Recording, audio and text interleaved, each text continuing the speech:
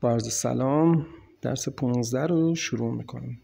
درس 15 در مورد حال کامل.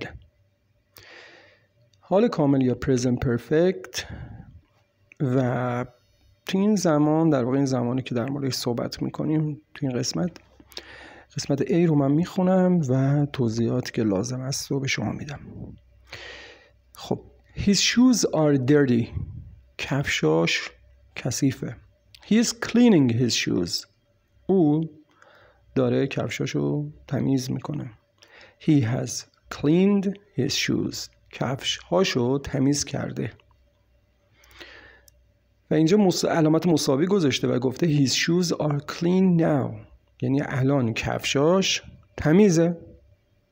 اون بالا در واقع توی بابل توی اون حباب نوشته I've cleaned my shoes. من کفشامو تمیز کردم. حالا به مثالای بعدی هم دقت کنید. نوشته they are at home. اونا خونن. They are going out. اونا دارن میرن بیرون. They have gone out. اونا بیرون رفتن. و علامت مساوی گذاشته و این جمله رو نوشته They are not at home now. اونا الان خونه نیستن. خب قسمت B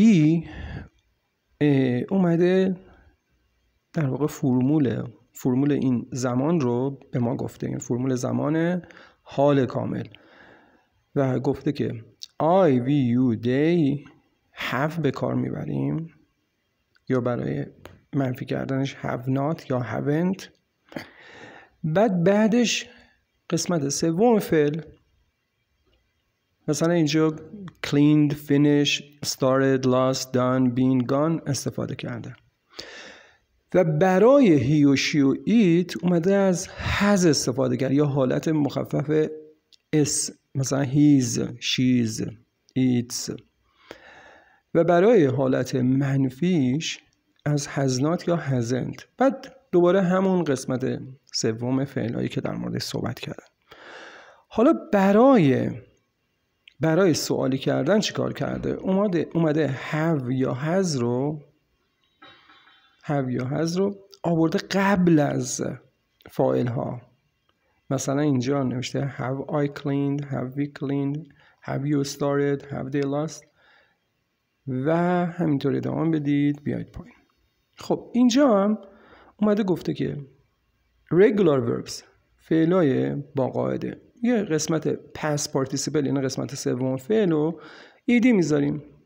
بعد گفته the same as the past simple مثل حالت گذشته ساده. مثلا مثال زده clean I have cleaned, finish we have finished, start she has started. و حالت بیقاعده گفته که دی نداره قسمت سومش یا ایدی نداره. بعد این رو باید یاد بگیریم. و اینجا هم گفته sometimes the past simple and past participles are the same. میگه گهگاهی هم گذشته ساده و گذشته در واقع قسمت سوم فعل یه جورن، یه شکلن، یکسانن. مثلا شما میگی I bought من خریدم. خب I have bought من خریدم. میبینی bought توی حالت گذشته ساده و حال کامل میبینی به یک طریق استفاده شده. یا have مثلا میگه he had, he has had.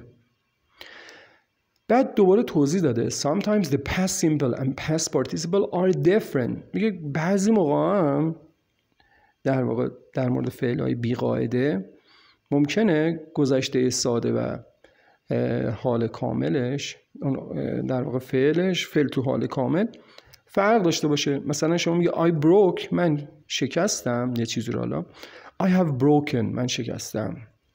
یا مثلا میگه you saw you have seen. یا it fell it has fallen. یا they went اونا رفتن they have gone اونا رفتن. قسمت C اومده گفته که we use the present perfect for an action in the past with the result now.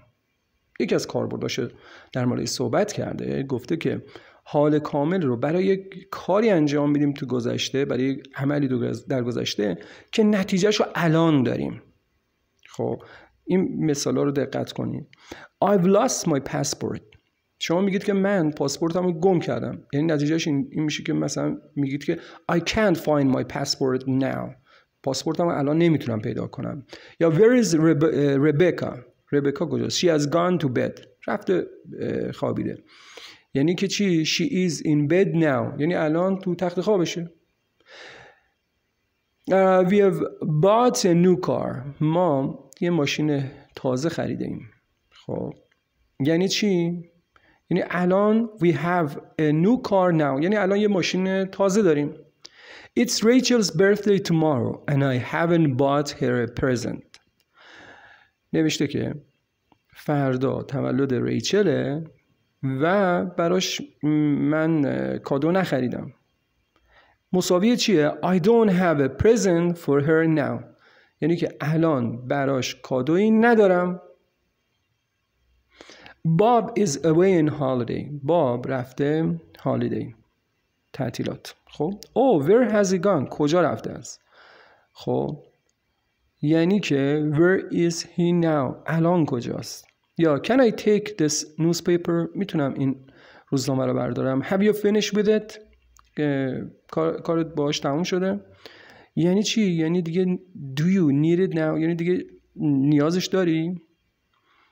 خب پس بخوایم یه خلاصه خیلی کوتاه در مورد present perfect بدیم، میگیم که present perfect اینجا در مورد کارهایی صحبت کرده که شما تو گذشته انجام دادی ولی نتیجهشو الان داری، مثل این مثالایی که الان من خوندم. و فرمولش هم فاعل به علاوه have یا has به علاوه قسمت سوم فعل.